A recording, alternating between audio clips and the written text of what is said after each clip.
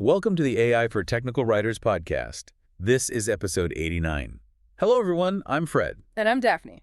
Today, we're looking at a really fascinating article. It was actually suggested by our producer, senior technical writer Kurt Robbins. That's right. It's called GPT-5. It Just Does Stuff, written by Ethan Mollick, and it came out August 7th, 2025. And this piece gives an early look at GPT-5. Mm-hmm.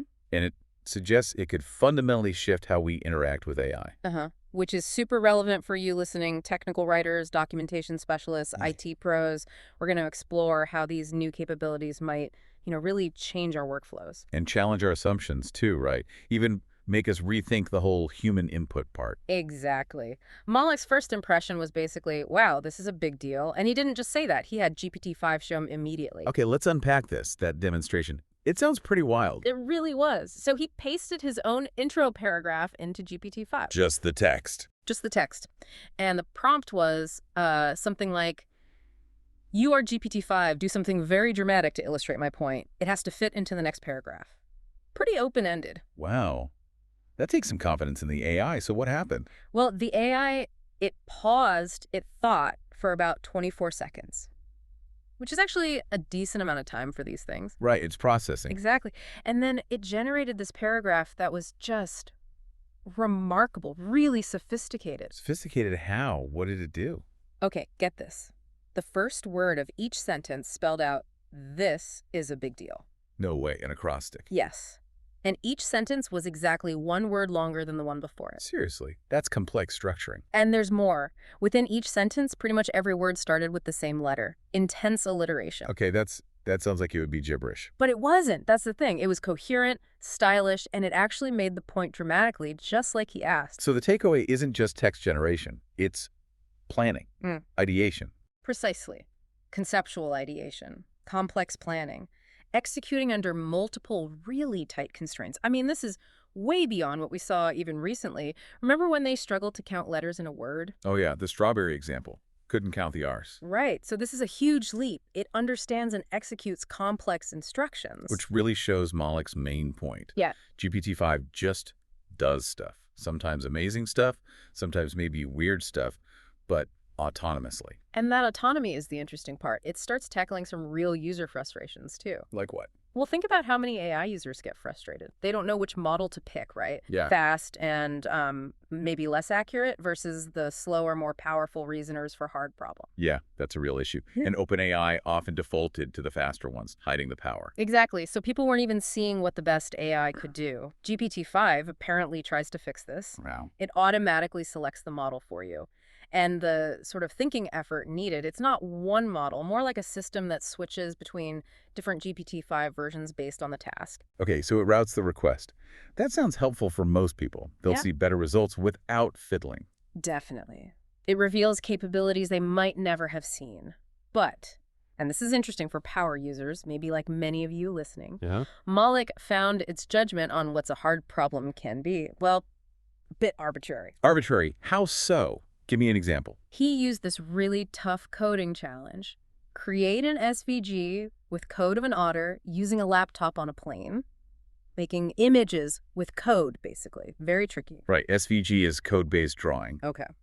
And about 2/3 of the time, GPT-5 went, yep, easy, gave an instant kind of mediocre result. But the other third... The other third, it paused. It spent 6 or 7 seconds thinking, using a reasoner, presumably, and boom, much better image. Way better. So the quality depended on whether the AI felt like trying hard. Yeah. That's inconsistent. It is, but there are workarounds. You can prompt it like, think hard, or use premium options like GPT-5 thinking to push it towards the better models. So you can nudge it. Did you try that? Oh, yeah. With GPT-5 thinking and telling it to think hard, he pushed that otter example. It thought for 30 seconds, and it produced an SVG with animations. A steaming coffee cup, clouds outside the window, stuff he never even asked for. Whoa. So it's not just doing the task, it's embellishing, adding creative details. Exactly, which means for technical writers, for IT pros, maybe less time engineering the perfect prompt to select a model. But maybe a new skill in just nudging the AI to apply more effort when you really need that top-tier result, right? Right. For precision or complex tasks. Precisely. It changes the interaction dynamic. Which ties into another problem Mollick mentioned, Users often don't know what AI can even do, or even what they want done, especially with these new agentic AIs. Right, the ones that can do sequences of actions, search the web, make documents, interact with things. So how does GPT-5 handle that? It's apparently very proactive. It's constantly suggesting things to do. Like, His example was generating startup ideas. He's an entrepreneurship professor, so he gave it this prompt. Generate 10 startup ideas for a former business school entrepreneurship professor to launch. Pick the best according to some rubric. Figure out what I need to do to win. Do it. that's a big, high-level request. Do it. Yeah, and it didn't just give the idea. It came back with drafts of landing pages, LinkedIn copies, simple financials, a whole package. Trying to ask for. Totally unasked for. Mollick said it was a high-quality start that would take MBAs hours, and then it generated PDFs, Word docs, Excel sheets, research plans, even websites. Okay, connecting that back for technical writers, that's huge. The AI drafting initial docs, marketing stuff, maybe even basic financial bits for a project, all from one high-level prompt. That could slash setup time. Absolutely. But it also raises that question you hinted at earlier, quality control. Wow. How do you manage an AI that's so eager to produce things you didn't explicitly request? Yeah, it's impressive, but Mollick called it a little unnerving. It goes so far on its own. Yeah. It need human input. Yeah. It asked for guidance, apparently, but then just went ahead, even without getting it. It seems like a model that genuinely wants to help, maybe even anticipates your needs. Okay, that's a lot to think about. Let's take a brief break for a special message from our producer, Kurt Robbins. Hi, this is Kurt Robbins. First, thanks for listening. I truly appreciate your support. I want to let you know that I'm currently accepting new clients. My rates are affordable, and I have more than 25 years of experience working for enterprise companies like Microsoft, Northrop Grumman, Oracle, PNC Bank, FedEx, USAA, and Wells Fargo, among many others. If you want to improve your IT documentation and communications, hire me. I deliver fast, know how to use AI to improve efficiency and accuracy, and love going the extra mile to satisfy my clients. Thank you for subscribing and listening. Back to you, Daphne and Fred. Welcome back to the Technical Writing Success Podcast. Before the break, we were talking about GPT-5's proactivity, how it does things without being asked.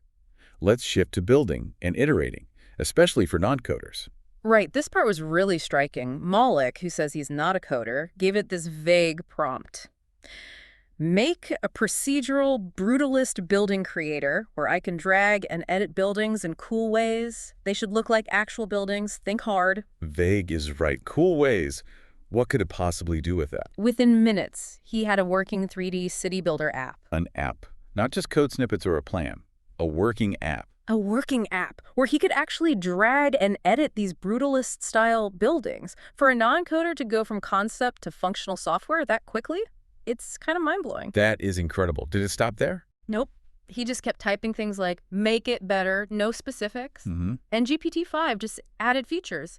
Neon lights, cars driving around, ways to edit the building facades, preset building types, dramatic camera angles, even a save system. None of which he asked for. It just kept riffing on the initial idea, improving it iteratively based on a vague make it better. Exactly. And crucially, when it made mistakes, introduced bugs. Which it must have, right? AI coding isn't perfect. Oh, sure.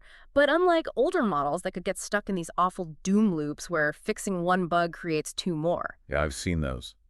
Painful. Here, Mollick just pasted the error message back into the chat, and GPT-5 fixed its own bugs. Efficiently. He didn't get stuck. Okay, so for the IT professionals listening, this changes things. Generating functional apps from vague ideas, AI handling iteration, and bug fixing. It drastically changes the software development landscape, doesn't it? Faster prototyping, easier internal tool development. IT teams could focus more on the big picture, the architecture, less on the line-by-line coding. It really does blur that line between user and developer, like Sahar Moore mentioned in the comments on the article. Suddenly, maybe everyone's a developer to some extent. Which has huge implications. Mollick notes that traditional performance benchmarks, how fast it runs or whatever, they matter less now than the sheer ability to just do things. The Boden shifts. The AI helps you choose the model, suggests next steps, writes better. It makes using AI easier. Definitely. But humans are still needed, right? Mollick emphasized that. We're very much in the loop. We need to make decisions, check for errors, watch for hallucinations. Although he didn't see major issues himself in this case. But yeah, oversight is key, which leads to maybe the biggest question. Will we want to be in the loop? Exactly. If the AI is so proactive, building that whole city app with features you never dreamed of, it challenges our role as just directors, doesn't it? We're moving from detailed instructions to, like you said, vaguely gesturing.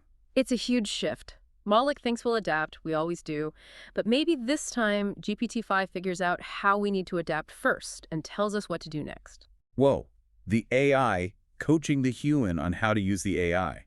That's meta. And people in the comments picked up on this. Eva Keifenheim called it maybe the end of prompt engineering and the beginning of collaborative cognition. Collaborative cognition, I like that.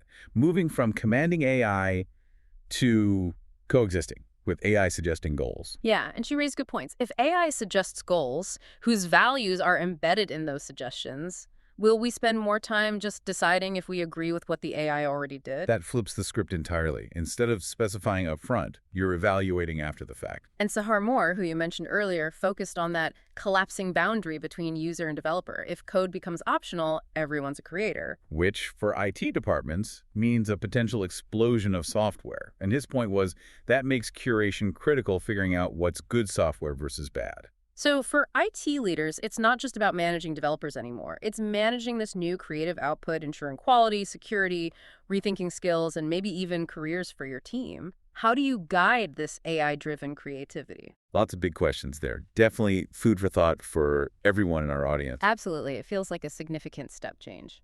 That's all the time we have for this episode.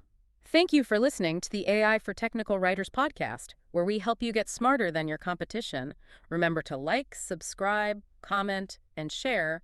We'll see you next week.